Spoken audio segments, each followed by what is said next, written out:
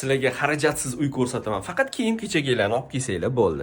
Qaranglar, bu zalimizning ko'rinishi shundoq, e'tibor beringlar. Remont, mebel, texnika, hamma narsasi tayyor. Shundoq faqat yashab olsanglar bo'ldi. Bu yerda spalniya xonamizda ko'rishinglar mumkin. Spalniya xonamizda ham kattagina. E'tibor beringlar, spalniya kravatdan keyin ham 1 metrdan oshuv joy bor. Va mana shu ko'rinayotgan hamma narsalari qoladi. Zalni ko'rdinglar, spalniyani ko'rdinglar, bu bolajonlarning xonasi, ya'ni 3-xonasi. Aslida bu joy kuxnya bo'lgan, kuxnyani hozirgi kunda balkonga olib chiqilgan holati. Bu kuxnyani ko'rinishi, ko'ryapsizlar. Podyezddan kirish qismi, kirishinglarda mana shunaqa chiroyli yo'lak.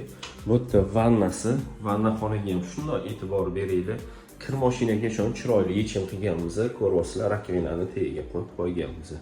Bu yerda hojatxonasi.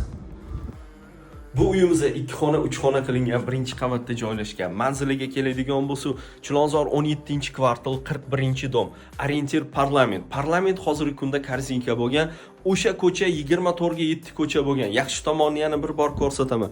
Bu yoq tomonda ham agorodi bor. Ya'ni orqa tomonda agorod, oldi tomonda agorod. Hamma sharoitlari bilan 100% tayyor uyimizni. Narxiga keladigan bo'lsa, $76,000 so'rayapmiz, ozroqina kelishadigan joyi bor. Qaytkincha bu uyimizni ipoteka orqali ham xarid qilsanglar bo'ladi.